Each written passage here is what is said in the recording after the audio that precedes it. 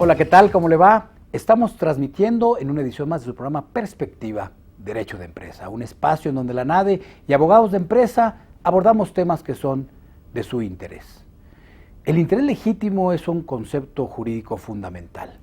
Sin duda, a partir de su inclusión en la reforma constitucional del 6 de junio del 2011, se ha constituido en un tema de lo más importante dentro del sistema jurídico mexicano. Después, en el 2013, en su inclusión en la nueva ley de amparo, ha sido uno de los temas que más debate han generado. Pues bien, el día de hoy vamos a abordar este interesante tema, el problema que genera el concepto, el desarrollo, la incidencia del interés legítimo. Déjeme presentarle a mis invitados del día de hoy. Hoy tenemos con nosotros al magistrado Patricio González Loyola. Él es magistrado del Tribunal Colegiado en Materia Administrativa en el primer circuito. Patricio, bienvenido aquí a Perspectiva Derecho. Gracias, Alfonso, por la invitación. Es un honor. No, pues para mí es un honor tenerte aquí en casa. Hemos tenido la oportunidad, la fortuna aquí en Perspectiva de abordar otros temas fundamentales, pero creo que este del interés legítimo es un tema que la gente que nos está viendo ya se está saboreando por lo que implica, ¿no? Por la importancia, por la trascendencia, por lo complejo que es este tema. Sí, es sin duda un tema en el que creo que hace falta que se aborde tanto por la sociedad, por la academia, por los estudiosos del derecho, y me parece que es necesario que no quede nada más en manos de la Corte, de los tribunales, el señalamiento de en qué consiste. Creo que es un compromiso colectivo y me parece que es esta una excelente oportunidad para avanzar en eso. Claro que sí, claro que sí. Déjame presentarle a mi segundo invitado del día de hoy. Hoy tenemos al licenciado Luis Pérez de Hacha. Él es socio de Pérez de Hacha e Ibarra Rueda. Bienvenido, Luis. Alfonso, un gran gusto y sobre todo que estoy muy bien acompañado en esta ocasión. Muchas gracias. Oye, ya hace unas semanas tuvimos oportunidad de comentar precisamente en un viaje conjunto que hicimos a la UP allá en Guadalajara respecto de este tema del interés legítimo. Empezamos ahí a comentarlo, pero vamos, es algo apasionante, es algo que realmente implica un trabajo mayúsculo del abogado, del juez, del operador del derecho y que hoy sin duda con estos tres gallos que tenemos vamos a aterrizarlo para que la gente lo entienda, lo comprenda mejor. Pues en la Corte hay 11 gallos y les está costando trabajo hacer el aterrizaje. Es un concepto difícil, como estaba diciendo el magistrado. Tiene dos aproximaciones, una que es lúdica, es divertida, si la vemos nada más como un concepto a definir, como una buena partida de ajedrez. Sin embargo, también viene la parte, su aterrizaje, la práctica, en donde ya hay derechos humanos en juego, hay personas que tienen interés, que están en una búsqueda de un satisfactor judicial. Yo creo que hoy nos podremos entretener bien en la parte académica. Ya a los magistrados les corresponderá verle el alcance de las disposiciones, definirlas, y al final es en donde va a quedar la última palabra. Sin embargo, también coincido, la doctrina tiene mucho que hacer y no hay duda que también los litigantes, ¿no? Este es un estupendo foro, sin lugar a dudas, y muchas gracias por invitarme y aquí con todo gusto compartimos algunas ideas. No, claro, el agradecido soy yo y seguramente la audiencia que nos está viendo. Déjeme presentarle a nuestro tercer invitado del día de hoy. Él es el licenciado Juvenal Lobato, socio fundador del despacho Lobato Díaz Abogados. Juvenal, bienvenido aquí a Perspectiva, miembro distinguido de la NADE. Muchas y hoy gracias. Pues vienes con este tema que dominas y que eres un experto en la materia. Muchas gracias, Alfonso. Digo, no igual de experto, desde luego, que mis compañeros panelistas. Y primero que nada, desde luego, agradecerte la invitación. Como ya se comentó, desde luego es un tema que dentro de lo lúdico que mencionaba Luis, está justamente la construcción de ese juego lúdico, ¿no? Yo creo que la labor, desde luego, de los abogados litigantes, de los magistrados del Poder Judicial y de esos 11 gallos a que se hacía referencia es fundamental, pero en mi opinión también la de los litigantes en concreto, al hacer los planteamientos, al buscar ese convencimiento con los magistrados, creo que la construcción se va a basar en eso y desde luego en el convencimiento que hagamos con esos jueces, con esos magistrados, porque como se decía, es un concepto que en esa parte de juego implica justamente la construcción del concepto y que no se acabará, en mi opinión es un concepto concepto dinámico que se irá construyendo desde luego paso a paso, pero establecer esas bases, esas definiciones, esos elementos centrales es lo que nos permitirá establecer muy bien ese juego. Claro, pues si les parece, hay muy poco tiempo que perder. Vamos a empezar, Patricio, respecto al tema del interés legítimo. En principio, habría que acotar que el interés legítimo ya era una institución previa a la existencia de la reforma de junio del 2011 en torno al amparo. Ya vivíamos en México experiencias en materia administrativa que involucraban temas de interés legítimo. Ya no representa una figura enteramente novedosa a partir de la aparición del amparo, sino que ya se venía practicando y viviendo por parte, sobre todo, de tribunales en materia administrativa como el que tú diriges, manejas, conoces ampliamente. Fíjate que a mí me parece que es muy importante hacer una acotación en esto, Alfonso. Yo creo que es necesario que distingamos lo siguiente. La reforma constitucional de enero del año 2011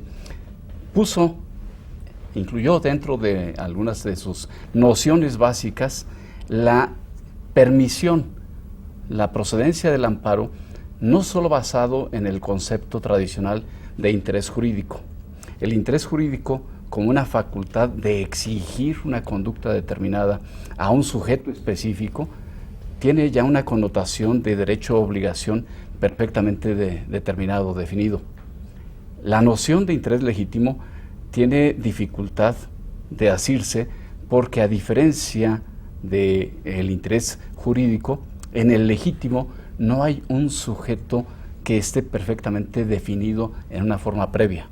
Creo que esa es una de las situaciones que es necesario remarcar para empezar a abordar esta temática. Yo creo que es importante tener en cuenta esta diferenciación.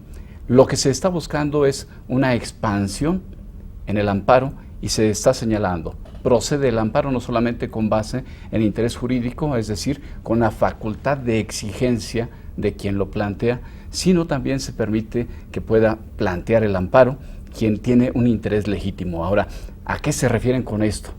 Me parece que la noción que se da de interés legítimo es una noción que resulta de difícil asidero porque a veces no tenemos claro esto. En la construcción del derecho, a mí me parece que hay que tener en cuenta que el derecho son valores y que tenemos mecanismos, que tenemos herramienta para hacerlos efectivos. Dentro de esa herramienta normativa, pues se ha creado precisamente esa función derecho-obligación como una idea central. Cuando tienes a los sujetos perfectamente identificados, parece que no tenemos problema, y eso es lo que pasa con el interés jurídico.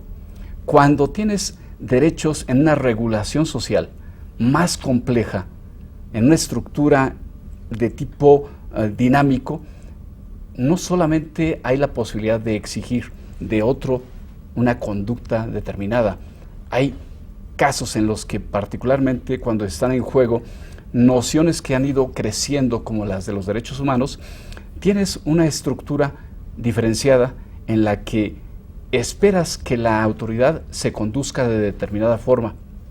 Esa conducción está sujeta a leyes. El incumplimiento de esa conducta esperada determina la posibilidad de que sujetos dispersos puedan plantear reclamos porque les beneficiaría el correcto cumplimiento de la ley.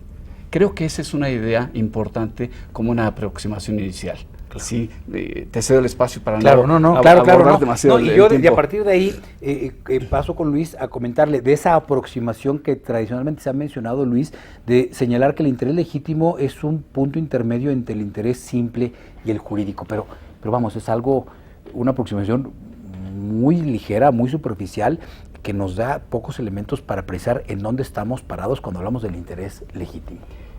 Hablar de una posición intermedia entre interés simple y interés jurídico no auxilia mucho, porque es blanco y negro y aquí hay muchos matices de grises. Entonces no te resuelve realmente. Sí lo dice la exposición de motivos incluso de la reforma constitucional. Sí tenemos que ver el tema desde la perspectiva de la reforma constitucional, no porque convenga, sino porque así lo manda una sana interpretación, una correcta interpretación. En esa parte sí podemos entender que la reforma constitucional dio un salto cuántico, porque la figura del interés legítimo estaba entendida en México y en la doctrina extranjera en sede administrativa, en tribunales administrativos y para casos específicos. Por ejemplo, en Argentina y en España, que se toman como referencias en la reforma constitucional, se construyó primero por vía jurisdiccional, algo semejante a lo que se empezó a construir aquí en materia ambiental y desarrollo urbano, más o menos, por vía jurisprudencial, me refiero a amparo. Sin embargo, el salto se dio cuando se introduce por completo en el juicio de amparo, tratando de constituir a este mecanismo constitucional como la gran panacea de los problemas nacionales. Y yo creo que ahí está uno de los problemas para encontrar un método adecuado de interpretación de qué consiste el interés legítimo. Y en ese movimiento que se hizo en la reforma constitucional se dice es que se trata de tutelar derechos de perfil social o colectivo, o como se le llama en la Constitución, en la reforma, en la exposición de motivos, de segunda y tercera generación. Y aquí es donde ya se incursiona en normas de carácter programático, como decía el magistrado: derecho a la salud, derecho a la seguridad, derecho a un medio ambiente sano, derecho a la educación, y entonces ya nos perdimos en el concepto tradicional del interés jurídico como vía de acceso a un remedio jurisdiccional, pero también como instrumento para obtener una tutela. Y en ese mecanismo es donde nos está costando trabajo establecer el método, porque efectivamente, pues, ¿quiénes son los que tienen derecho a la educación? Si lo vemos en el plan abierto, ideal, pues todos. Hasta los mismos padres de familia tienen un interés, ya califiquemos no jurídico ni nada, no desde la perspectiva jurídica legal, tienen un interés en que sus hijos tengan una educación, cuenten una educación adecuada, los muchachos, la salud, el medio ambiente. Vamos, el de Alaska tiene interés en que el medio ambiente en México esté de manera correcta, porque de otra forma se provoca el calentamiento global, es decir, queda demasiado disperso. Y en la medida en que no podemos ni siquiera determinar el grupo de sujetos beneficiados, es en donde se expande, pero desordenadamente, el concepto. ¿No? Y aquí pues coincidimos en esta primera plática respecto a que es un concepto difícil de asir, lo comentabas, Patricio, y pues en unos momentos que regresemos del corte vamos a seguir abundando en torno a ese tema del interés legítimo. No se vaya, no le cambie, esto es Perspectiva, Derecho de Empresa. Continuamos.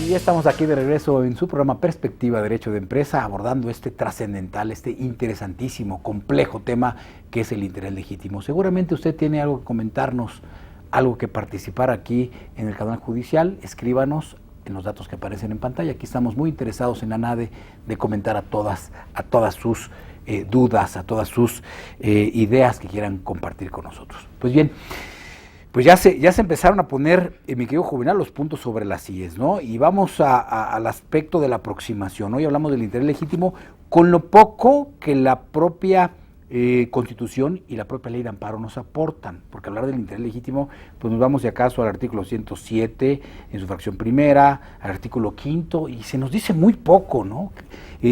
Por ejemplo, en temas académicos o en temas de conferencias, referir el concepto de interés legítimo haciendo referencia a esas nociones es muy poco. Así es. Sí, Alfonso, desde luego es poco, y un poco retomando lo que comentaban mis compañeros aquí en el panel, en esta dispersión que se ha generado de tratar de ubicar el concepto que desde luego da lugar en su caso a la acción de amparo, es donde empiezan a crearse ciertas características que de alguna manera la propia doctrina es la que nos las ha ido marcando. Se mencionaba ahorita desde luego los conceptos en derecho comparado.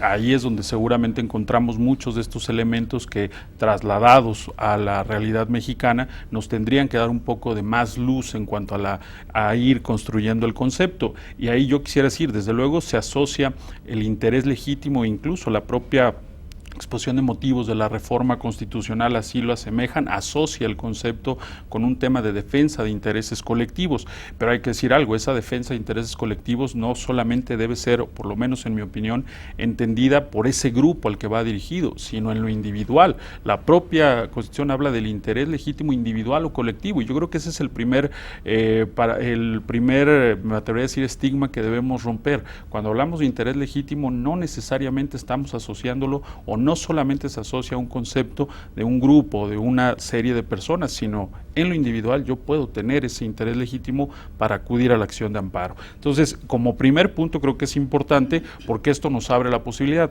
Ahí al comentar Alfonso, me tocó un poco en su momento en la reforma constitucional en el Senado de la República, cuando estaba ahí como asesor de uno de los senadores, y la realidad, o al menos por lo que yo pude percibir, es que cuando se incluye el concepto, este agregado de interés individual o colectivo derivado del interés legítimo, en mi opinión, no pasó de manera tan clara por los legisladores, ¿no? Fue un concepto que se retoma así, pero que hoy en día yo diría que tenemos que aprovechar.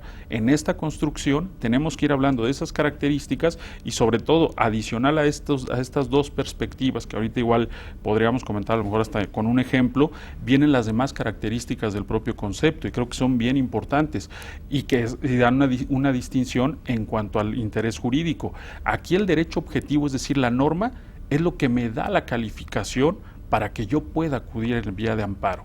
No lo es solamente el hecho de que yo tenga una norma jurídica, un derecho subjetivo que me permita acudir en esta relación que se decía derecho-obligación, sino el ordenamiento jurídico y mi especial posición frente a él como particular es lo que me va a empezar a dar esos elementos del concepto para yo acudir en vía de amparo a defender algún interés que considero violado y que desde luego no obedece a alguna violación directa, en el caso concreto, a algún derecho que yo tenga. Entonces yo creo que estos elementos tendrán que irse desde luego definiendo por parte de los tribunales y son los que irán construyendo y marcando la pauta. Hablaba al inicio de mi intervención, sí desde luego son o hay elementos fundamentales que definir, pero yo creo que en cada caso, y puede sonar un lugar común, pero creo que es bien importante, en cada caso tendremos que irlo construyendo para que pueda ser o no factible. Y bueno, la Corte lo ha venido haciendo recientemente, seguramente comentaremos por ahí alguna resolución donde habla de mezclando ya conceptos, el interés legítimo con la naturaleza de las leyes.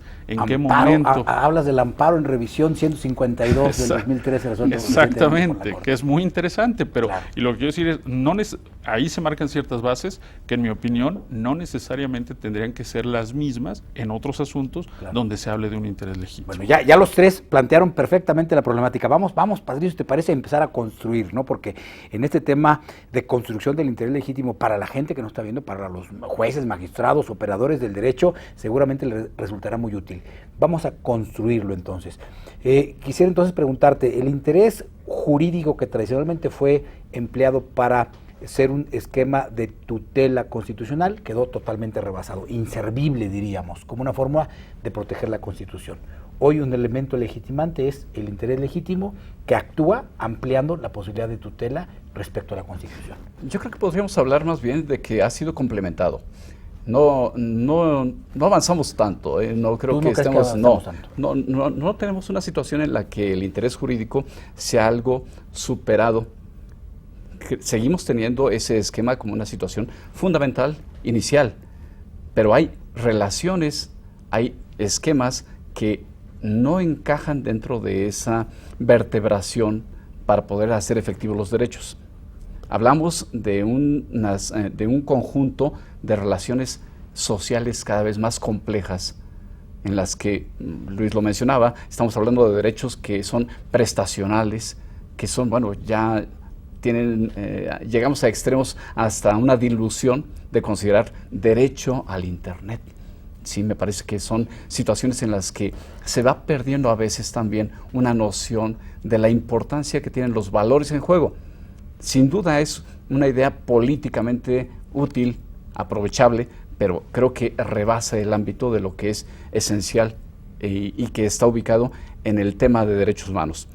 Creo que la herramienta que constituye el interés legítimo para poder hacer efectivos los derechos fundamentales de esta naturaleza, que rebasan la relación personal que se consideraba contenida en derechos subjetivos, no puedes considerar que se haya quedado de lado, ¿sí? Es insuficiente, sobre todo frente a este otro tipo de relaciones, pero sigue estando perfectamente vigente. Así es que más bien habría que pensar que tenemos una complementación, una expansión, y que, bueno, la reforma constitucional lo menciona precisamente en esos términos. Se procede el amparo no solamente con base en el interés jurídico, sino también en el legítimo.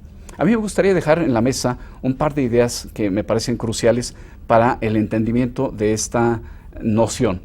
Una de ellas es que creo que no surgió ni depende, y lo mencionaba ya Luis, no depende del amparo.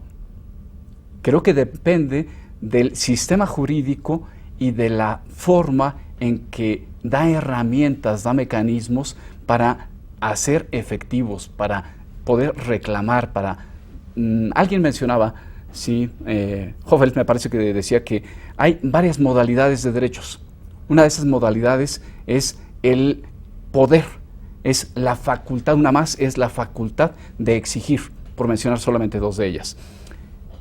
Cuando estamos hablando de esta diferenciación es que reconocemos esquemas diferenciados de protección de los derechos. Pero también me parece que es indispensable no confundir el derecho mismo con los mecanismos para su protección. Entonces, creo que lo primero que habría que hacer es tener en cuenta que los derechos son valores que han sido reconocidos como importantes y que la sociedad busca esquemas para que se hagan efectivos. El interés legítimo es una herramienta para hacer efectivos determinado esquema, determinado tipo de derechos que rebasan el esquema habitual, y en esa medida resulta indispensable esa herramienta más amplia. Claro. Ahora, me parece que también es fundamental, ya como una idea conclusiva de esta parte, me parece que es fundamental tener en cuenta que si el interés legítimo no es privativo del amparo, también hay interés legítimo cuando se hacen planteamientos a las autoridades, sobre todo administrativas, porque la gran mayoría de los derechos están en juego frente al Estado, frente al Poder Ejecutivo, frente a la autoridad administrativa. Entonces, me parece que es importante el reconocimiento de esto, porque hacia adelante esto va a derivar en una proyección. Si reconocemos esto como algo válido, vamos a considerar que el interés legítimo permite acceder a esos derechos directamente en el manejo con las autoridades administrativas. Si no, entonces vamos a tener una doble banda de posibilidades para hacer efectivos los derechos. Los que se pueden concretar ante las autoridades y los que se pueden concretar ante tribunales. Eso rompe con el esquema que plantea el artículo 1 constitucional de exigir que todas las autoridades, sin distinguir si son jurisdiccionales o no, deban interpretar las leyes en la forma más benéfica, más amplia o menos restrictiva de derechos y libertades cuanto sea posible. Entonces, de ahí me parece que es importante tener presente esta diferenciación. Claro, claro. Entonces, Luis, ya retomando el tema que comenta el magistrado Patricio respecto a lo importante que es esta herramienta, que es el interés legítimo, para poder hacer efectivos derechos que nos otorga la Constitución. Entonces, podríamos identificarlo como una noción de una fórmula para acceder a deducir esos derechos, como una forma de legitimación. Es que es una forma de legitimación, pero también es una forma de tutela. Al final lo que se busca cuando tienes una puerta de entrada a un remedio jurisdiccional es cómo te va a proteger el órgano. Pero continuando con las ideas que señala Patricio, es bien importante los cambios de paradigmas que están señalados ya específicamente en algunas decisiones de la Corte. De lo que se trata es de que si introducimos al sistema constitucional una nueva figura que es el interés legítimo, esta, por sus objetivos, fines, naturaleza, tiene una connotación distinta del interés jurídico. Y para establecer el método de interpretación de interés legítimo a cada caso concreto, debemos romper los atavismos que podemos traer en función del interés jurídico. Porque lo que se construyó para interés jurídico es de interés jurídico. Es para protección de mi libertad, mi propiedad, mis derechos, mi vida. Claro. Es un carácter individualista lo que se busca en la tutela de interés jurídico. Cuando vamos por interés legítimo, es oye juez, vengo a la tutela del 1, 2, 3 por mí, por todos mis compañeros. Claro. Es decir, acudo a juicio, 1, 2, 3, 4, para la defensa de nuestro derecho a la educación, nuestro derecho a la salud, porque no se puede individualizar ese derecho. Y en la construcción es donde cambia, entonces, los sujetos que están involucrados, la pretensión procesal que se está deduciendo. Es muy diferente el presentar un juicio de amparo diciendo protege mi propiedad, a decir, oye, protege el derecho programático a la salud que tenemos todos. Los efectos de las sentencias de amparo también es otro tema. No podemos ver la fórmula Otero construida para un juicio de amparo por interés jurídico de manera automática al interés legítimo. Oye, entonces te preguntaría, ¿sería un concepto sustantivo o procesal? Desde mi punto de vista es procesal. Procesal. Desde mi punto de vista. Claro. Incide en la pretensión, cómo hacerla valer, y se produce hasta la sentencia. Se produce hasta la sentencia, evidentemente. Ahora, la propia ley de amparo tiene sus condiciones para los efectos. Cuando habla de las sentencias, de los efectos de las sentencias, la Constitución no habla de efectos restitutorios individuales a quienes son las partes en juicio. Dice, se referirá a las partes. ¿Por qué no se puede referir a nadie más? Porque son las partes, ¿no? Porque si no, incluso se cometería un error, Patricio, de primaria que se refiriera a la sentencia dentro de la teoría general del proceso a quienes no son partes en juicio. Pero en la una concesión de amparo al tercero perjudicado. No, pues, digamos que más un tercero interesado, ¿no? Quienes no son partes. Pero la ley de amparo te dice, el juez de amparo ni siquiera habla de restitución para ciertos supuestos. Dice, establecerá las medidas que ordenará las medidas y los efectos particulares que cada sentencia de amparo debe tener. Y entonces ahí están los efectos concretos que puede tener una ejecutoria de amparo en materia cuando esté involucrado en interés legítimo. Sí es difícil, por supuesto, sí es difícil. He escuchado yo las opiniones de si es un tema procesal o un tema sustantivo, lo he discutido. Yo me inclino a lo procesal, porque es una llave de accesos.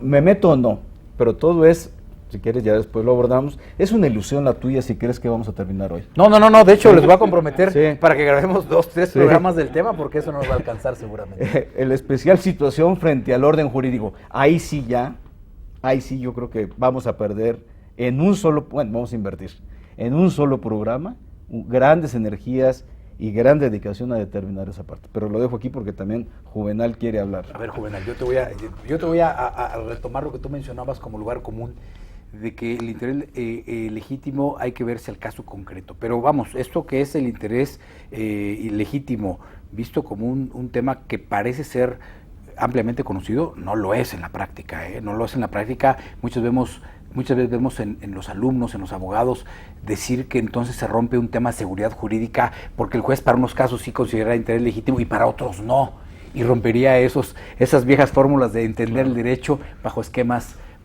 decimonónicos. Exactamente. Bueno, Alfonso, desde luego atiendo a tu pregunta y después me gustaría regresar a un tema de los efectos, que creo que es bien importante.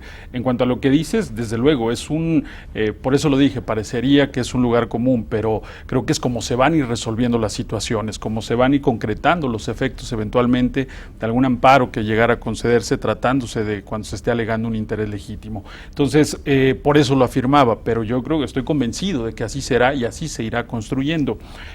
Comentaban hace un momento algo que me pareció muy interesante. Decían, bueno, el interés legítimo termina por ser un mecanismo que me permite reclamar la exigencia, que me permite reclamar la eficacia de un determinado derecho, normalmente en normas de contenido programático, es como se asocia.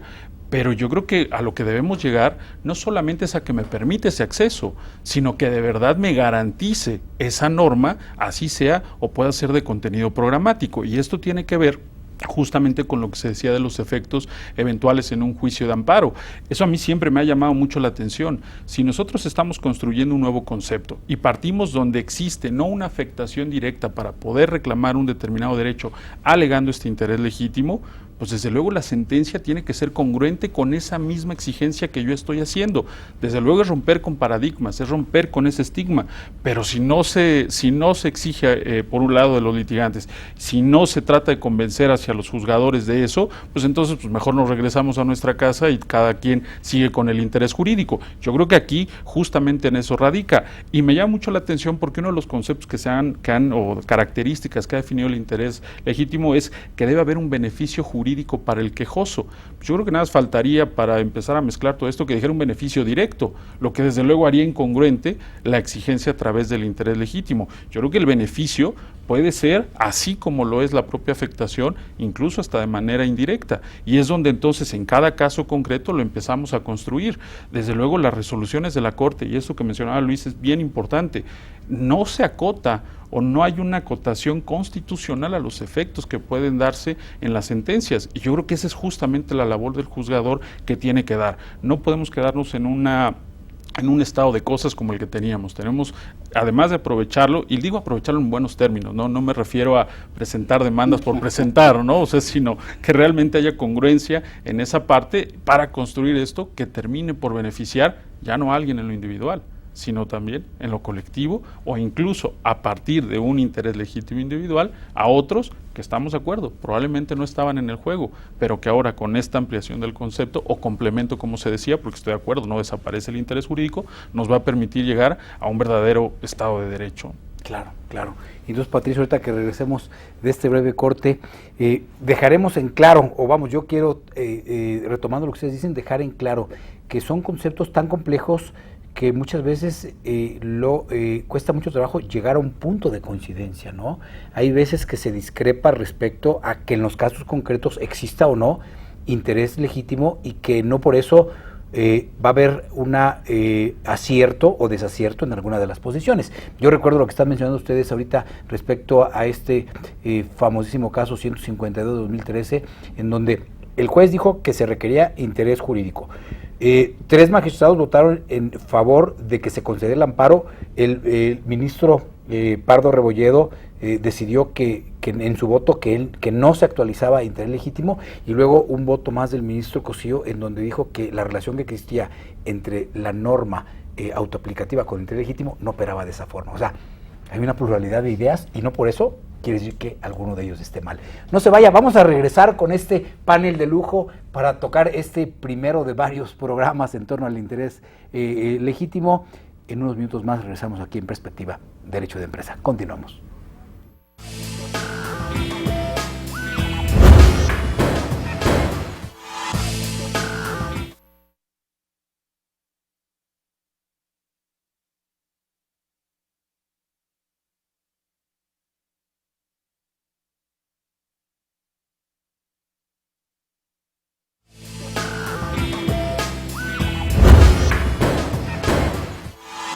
Y ya estamos aquí de regreso en su programa Perspectiva, abordando este trascendental tema del interés legítimo. Usted tiene que compartir con nosotros sus experiencias, sus dudas, sus vivencias respecto de lo que, pues seguramente a nivel nacional, en las aulas, en las lecturas que usted ha hecho del interés legítimo, resultan importantes para esto que estamos platicando. Magistrado Patricio, yo quisiera preguntarte, ¿estamos en la construcción de un concepto que está en evolución? O sea, no hemos terminado, ya terminamos en esta historia y nos vamos ya como algo ya finalmente terminado, o apenas estamos empezando.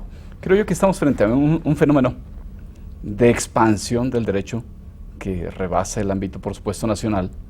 Esto es global, esto es internacional, pero es una situación en la cual apenas empieza la construcción. Y como cualquier construcción compleja, se lleva tiempo, se lleva aportaciones, comprensión, esfuerzos, algunas pérdidas, sin duda. Pensaríamos que la reforma da una herramienta que podría ser utilizada desde luego y de inmediato. En los tribunales pensábamos que íbamos a quedar rebasados con inmediatez, y lo cierto es que no se ha asimilado en forma adecuada qué se puede hacer y qué no se puede hacer. Interés legítimo es, sin duda, como lo mencionaba Luis, una llave de acceso a los mecanismos de protección jurisdiccional. Eso es una situación que debe quedar muy clara, en el sentido de que a través del interés legítimo se permite, se reconoce a los gobernados el derecho de acudir a los tribunales para hacer efectivos derechos respecto de los cuales no hay un compromiso directo como existe de manera típica en el interés jurídico. En el interés jurídico lo que se señala es que es una facultad para exigir de otro que se cumpla una prestación, una conducta determinada. En el interés legítimo creo que de lo que se habla es de un compromiso generalizado por parte de la autoridad que puede incidir de manera nociva, de manera perjudicial, en la esfera jurídica individual o de un colectivo. Ese colectivo o esa persona en lo personal puede acudir a los tribunales a reclamar que se dé cumplimiento a las leyes, o bien que se establezcan las consecuencias de ese incumplimiento o un cumplimiento defectuoso, deficiente, inacabado. Creo yo que esa es una idea central del interés legítimo, que permite que se ejerciten derechos respecto de los cuales no había la posibilidad, porque yo no tenía la facultad de decirle a una autoridad, haz esto por mí en forma directa. La autoridad tenía un compromiso general. Si no lo acata de manera general, o si en un sector no lo cumple, eso da pauta para que quienes resulten afectados puedan acudir en reclamo o del cumplimiento o del resarcimiento correspondiente. Me parece que esa es una parte fundamental y que creo que es importante su traslado al ámbito de la autoridad administrativa. Yo creo que eso es importante porque como es una noción incompleta, creo que debemos tener presente que no surge en el amparo, se aprovecha en el amparo, pero existe en el sistema jurídico, sí, como lo mencionaba también Luis hace un momento, es decir, creo que surge en el Estado francés, con el Consejo de Estado precisamente, cuando había precisamente la posibilidad de reclamar acciones de anulación porque la autoridad incurría en exceso, en abuso en su actuación. Creo que esa evolución hay que entenderla en un entorno más amplio y ver hacia dónde nos lleva. Estamos en etapa de construcción, estamos en una etapa de crecimiento y todos los crecimientos llevan, sí, ensayo-error, y más bien creo que el propósito será que rápido hagamos el mejor esfuerzo para que pronto tengamos una noción, una idea más clara de qué podemos hacer con él. Claro. Oye Luis, yo coincido contigo al 100% en que este interés jurídico legítimo es un concepto eminentemente procesal. Y como procesal incide en las partes, en el quejoso, que cuando deduce su pretensión, pues lo hace bajo una legitimación especial. Pero veo, no sé si tú coincidas conmigo, veo que la ley, el artículo 5 respecto del tercero interesado, no lo trata con la misma igualdad. De hecho, para ser tercero interesado, se requiere o se permite únicamente que exista interés jurídico. No para establecer un equilibrio debería también permitirse el interés legítimo para ser tercero interesado en un juicio de amparo. En la teoría general del proceso podríamos decir que sí. Sin embargo, el derecho también tiene que tener una noción práctica de las cosas.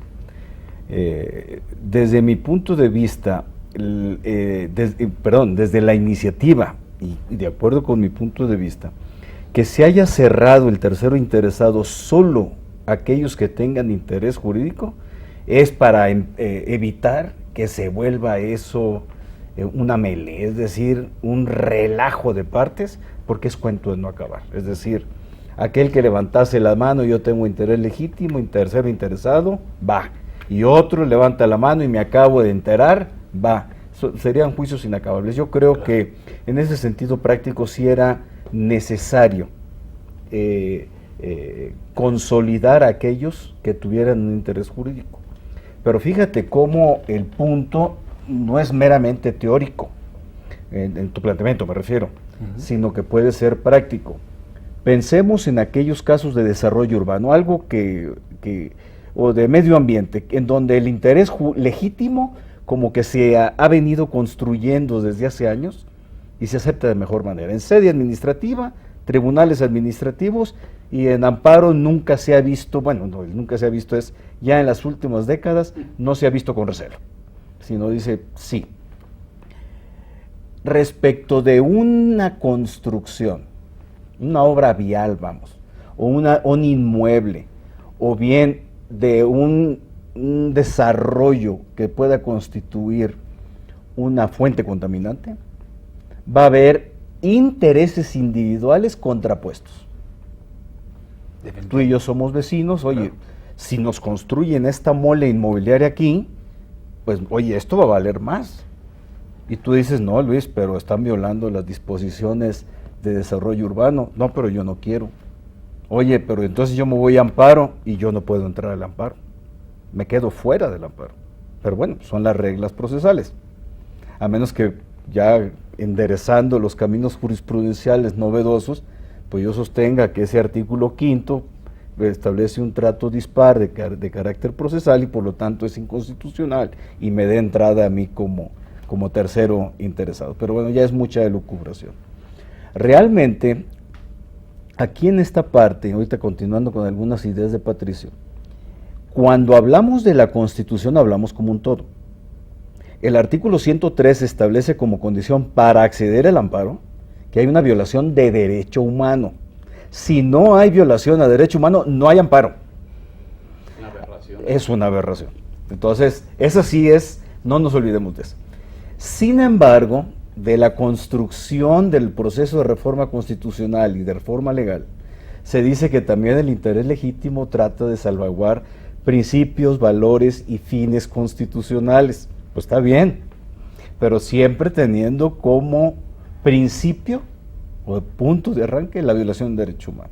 Entonces podemos tomar otras normas programáticas de la Constitución, pero si esa norma programática es violada, es incumplida más bien por parte del Estado, en tanto que no haya una violación de derecho humano, no habrá afectación y por lo tanto no hay causa del amparo. Que esa es la afectación a la que te estás refiriendo, Juvenal, desde mi punto de vista, que no tiene que ser jurídica del interés jurídico. Tiene que ser una afectación de la Constitución, derecho humano, a mi persona, en la modalidad que corresponda al derecho humano en juego, nada más, porque si no estaríamos hablando de interés jurídico, y ya no es el programa de interés jurídico y por lo tanto pero vamos, ¿no? Parecería que es muy difícil estudiar, Juvenal, el interés legítimo si no se hace una referencia al interés jurídico, ¿no? Y vamos, a mí me llama mucho la atención que has mencionado la acción de amparo, en donde ya el nuevo modelo amplía la tutela a través, obviamente, del interés legítimo, a través de la procedencia del amparo en ciertos actos de los particulares, y respecto a omisiones por parte de la autoridad, que es también otro gran tema, y el nuevo régimen de los derechos humanos. Eso nos permite establecer coordenadas para saber que estamos respecto a un amparo muy distinto al amparo que se vivía hace unos años. Sí, desde luego, estamos, y creo que con esa parte fue con la que empezamos un poco la charla de hoy, estamos ante un cambio sustancial. Ese modelo del amparo que defendía intereses individuales para ahora buscar una protección no solamente de ese interés individual, de ese derecho subjetivo de cada uno de los individuos. Desde luego se involucran otros aspectos. Ahorita mencionabas, Alfonso, el tema de las omisiones, por ejemplo, también. Ese es otro gran tema que también, en mi opinión, se vincula con el concepto de interés legítimo. ¿Quién puede o no hacerlo? Otra variante en cuanto a la propia acción de amparo es este asunto que tú comentabas, que no sé si no se le ha dado la importancia, pero creo que vale la pena en los ámbitos académicos, en los foros como este, comentarlo. Esto de la primera construcción que se está haciendo a propósito de esta norma del Estado de Oaxaca, donde define al matrimonio justamente entre una persona, entre un hombre y una mujer, y entonces personas que tienen una preferencia sexual, homosexual mejor dicho, dicen, oye, yo tengo interés legítimo en acudir a esta, porque considero que viola derechos humanos, en particular el derecho o lo que le llama la doctrina también esta categoría sospechosa de vinculada con la discriminación. Entonces yo creo que en esa parte y esa acción es justamente la que nos va dando. Aquí en este asunto, y tú lo conoces muy bien desde luego, la Corte define si hay un interés legítimo de estas personas, y no estamos hablando necesariamente de un interés legítimo colectivo, sino un interés legítimo individual, y que además a mí me llamó mucho la atención a propósito también de lo que decíamos hace un momento, el efecto de la sentencia de amparo, y tiene que ver también con lo que comentaba el magistrado, es, oigan, todas las autoridades del Estado de Oaxaca administrativas deben atender a que el concepto de matrimonio en el Estado de Oaxaca ya no solamente es que entre un hombre y una mujer y para fines de procrear. Entonces, y concretamente así lo señala la Corte, dice, esa parte es la que es inconstitucional. No hay un tema, en mi opinión, donde hay una restricción en esos efectos que se tienen que dar. Desde luego depende del caso en concreto. Yo creo que esta parte, y que se vincula desde luego con la acción de amparo, tiene justamente su razón y su justificación. De nada me sirve para mí acudir a reclamar un determinado derecho, que se violó un determinado derecho, y que me digan que sí, pero que después me digan, pero no te puedo conceder el amparo porque no sé o no hay forma de restituir esos efectos. Yo creo que ahí es donde viene una labor bien importante de nuestros tribunales. Desde luego que se verá enmarcada en la labor de los abogados y de la propia doctrina, como se decía, ¿no? Y de los magistrados. Sí, claro, por supuesto. Que como está aquí, porque vamos a pensar, para eso, ahora sí que voy a abusar de que estás tú aquí, pero tú como operador fundamental de lo que es el nuevo modelo, hoy tenemos como ingredientes, ya se comentaba por ustedes, el interés legítimo, las omisiones, los derechos humanos, el esquema de la amplitud en contra de quienes va dirigida la acción de amparo. Parecería que tenemos una súper poderosa acción de amparo para tutelar muchas cuestiones, incluso ahora con lo que la Corte ha señalado respecto a esa relación que existe de las leyes autoaplicativas con el interés legítimo. Parecería ya que tenemos el instrumento adecuado para que en muchas ocasiones esas omisiones que la autoridad administrativa no ha podido llegar a hacer, que el gobierno en sí como política social no ha llegado a hacer, se logra a través del actuar de los jueces y de las sentencias que se dicten. Yo creo que es un reto muy, muy difícil de manejar. Sin duda es parte de esa etapa de construcción en la que parecerá un exceso posiblemente de mi parte, pero se está construyendo el derecho, se está definiendo el alcance de qué queremos que el derecho sea, de alguna manera, es decir, hasta dónde los valores en juego, los fines o objetivos a nivel de Estado, los ponemos encima de la mesa y conseguimos la herramienta para que esto funcione. En ese modelo que estamos diseñando, es decir, esto fuera de lo que es el manejo de valores esenciales y que corresponden a derechos humanos, a derechos fundamentales, tiene una gran movilidad. En derechos humanos creo que depende de factores de entidad personal, de dignidad, de situaciones que implican un reconocimiento más amplio que el ámbito nacional. Por eso no pienso que se acote de la misma manera. Pero hablando de herramienta, hablando de instrumentos procesales, los procedimientos jurídicos para hacerlos efectivos, la verdad es que tienen un potencial enorme. Hasta dónde queremos y hasta dónde lograremos, pues yo creo que es parte de lo que está en una etapa de diseño. No es sencillo, hay problemas, Luis menciona algunos, Juvenal otros, son dificultades que hay que tener presentes con un sentido realista, pragmático, a no dudarlo, pero también pensar que el pragmatismo no nos lleve, sí, a la afectación indebida.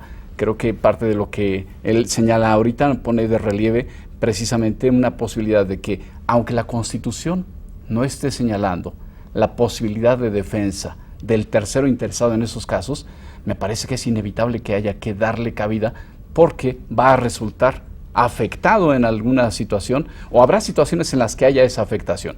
Habrá otras en las que parece que juega un interés simple. Sí, bueno, también es cuestión de ir perfilando y distinguiendo cuándo estamos frente a un interés simple y cuándo a un interés jurídicamente tutelable.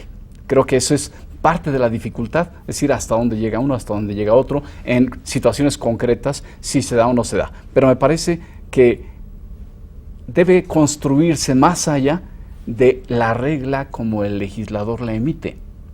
Y creo que todos quienes están en la labor de operación jurídica, en la que participan la academia, los postulantes, el litigante mismo, los juzgadores, muchos resolutores en el ámbito administrativo, tienen que entender que esta dinámica nueva me parece que lleva a una forma de aplicar el derecho distinta, diferenciada. ¿Cómo?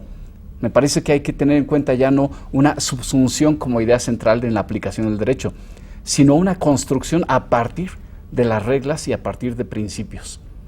Creo que ese sea un salto que va a tardar mucho tiempo, pero me parece que hacia allá nos estamos corriendo, que es la construcción normativa, es decir, construir en cada caso la regla concreta, específica, ¿a partir de qué? A partir de las leyes sí que tenemos disponibles. Creo que esa es una diferencia importante. No, magnífico, y estamos construyéndolo, y seguramente con el compromiso que ustedes van a hacer con la audiencia que nos está viendo, que de repetir ediciones respecto a este tema que ha quedado hoy día inconcluso, pues podemos aportar, como ustedes están mencionando, a un tema que es vital el día de hoy, que es construir el nuevo esquema jurídico mexicano que apenas se está empezando a aderezar, y que no podemos sino dejar de aportar experiencias tan valiosas, gente tan inteligente, tan experimentada, tan estudiada como son ustedes tres. Pues no me resta más que agradecerles a ustedes el favor de su atención, y a usted sobre todo agradecerle que estuvo con nosotros e invitarle la próxima semana por este mismo canal, en esta misma hora, en una edición más de su programa Perspectiva, Derecho de Empresa. Hasta la próxima.